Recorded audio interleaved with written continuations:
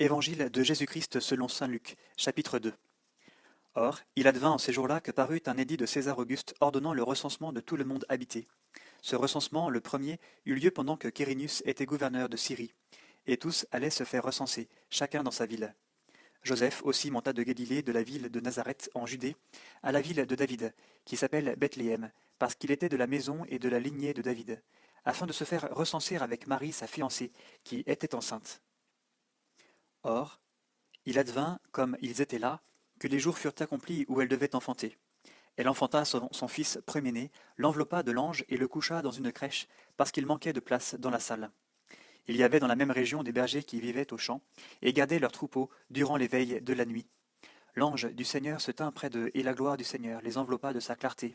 Et ils furent saisis d'une grande crainte. Mais l'ange leur dit, Soyez sans crainte, car voici que je vous annonce une grande joie, qui sera celle de tout le peuple. Aujourd'hui vous est né un Sauveur, qui est le Christ Seigneur, dans la ville de David. Et ceci vous servira de signe. Vous trouverez un nouveau-né, enveloppé de lange et couché dans une crèche.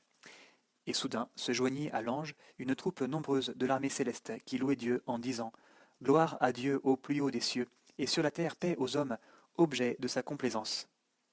Et il advint, quand les anges les eurent quittés pour le ciel, que les bergers se dirent entre eux, Allons jusqu'à Bethléem, et voyons ce qui est arrivé, et que le Seigneur nous a fait connaître. Ils vinrent donc en hâte et trouvèrent Marie, Joseph et le nouveau-né couchés dans la crèche. Ayant vu, ils firent connaître ce qui leur avait été dit de cet enfant, et tous ceux qui les entendirent furent étonnés de ce que leur disaient les bergers. Quant à Marie, elle conservait avec soin toutes ces choses, les méditant en son cœur. Puis les bergers s'en retournèrent, glorifiant et louant Dieu pour tout ce qu'ils avaient entendu et vu, suivant ce qui leur avait été annoncé.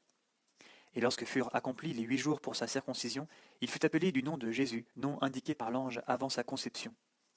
Et lorsque furent accomplis les jours pour leur purification, selon la loi de Moïse, ils l'emmenèrent à Jérusalem pour le présenter au Seigneur, selon qu'il est écrit dans la loi du Seigneur. Tout garçon premier-né sera consacré au Seigneur, et pour offrir en sacrifice, suivant ce qui est dit dans la loi du Seigneur, un couple de tourterelles ou 2 jeunes colombes. Et voici qu'il y avait à Jérusalem un homme du nom de Siméon. Cet homme était juste et pieux. Il attendait la consolation d'Israël, et l'Esprit Saint reposait sur lui. Et il avait été divinement averti par l'Esprit Saint qu'il ne verrait pas la mort avant d'avoir vu le Christ du Seigneur. Il vint donc au temple, poussé par l'Esprit, et quand les parents apportèrent le petit enfant Jésus pour accomplir les prescriptions de la loi à son égard, il le reçut dans ses bras, bénit Dieu et dit, Maintenant, souverain maître, tu peux, selon ta parole, laisser ton serviteur s'en aller en paix, car mes yeux ont vu ton salut, que tu as préparé à la face de tous les peuples, lumière pour éclairer les nations et gloire de ton peuple Israël. Son père et sa mère étaient dans l'étonnement de ce qui se disait de lui. Siméon les bénit et dit à Marie sa mère, Vois, cet enfant doit amener la chute et le relèvement d'un grand nombre en Israël. Il doit être un signe en but à la contradiction, et toi-même une épée te transpercera l'âme, afin que se révèlent les pensées intimes de bien des cœurs. Il y avait aussi une prophétesse, Anne, fille de Phanuel, de la tribu d'Azer. Elle était fort avancée en âge. Après avoir, depuis sa virginité, vécu 7 ans avec son mari, elle était restée veuve. Parvenue à l'âge de 84 ans, elle ne quittait pas le temple, servant Dieu nuit et jour, dans le jeûne et la prière.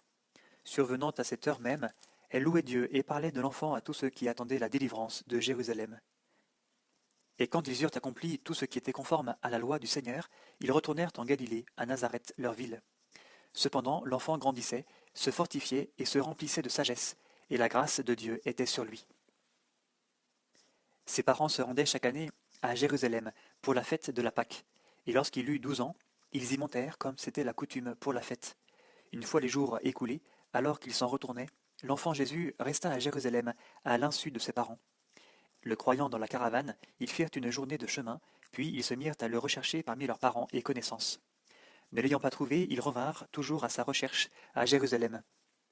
Et il advint au bout de 3 jours qu'ils le trouvèrent dans le temple, assis au milieu des docteurs, les écoutant et les interrogeant, et tous ceux qui l'entendaient étaient stupéfaits de son intelligence et de ses réponses. À sa vue, ils furent saisis d'émotion, et sa mère lui dit, Mon enfant, pourquoi nous as-tu fait cela? Vois, ton père et moi, nous te cherchons angoissés. Et il leur dit, Pourquoi donc me cherchiez-vous? Ne saviez-vous pas que je dois être dans la maison de mon père?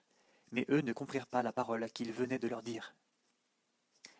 Il redescendit alors avec eux, et revint à Nazareth, et il leur était soumis. Et sa mère gardait fidèlement toutes ces choses en son cœur. Quant à Jésus, il croissait en sagesse, en taille et en grâce devant Dieu et devant les hommes.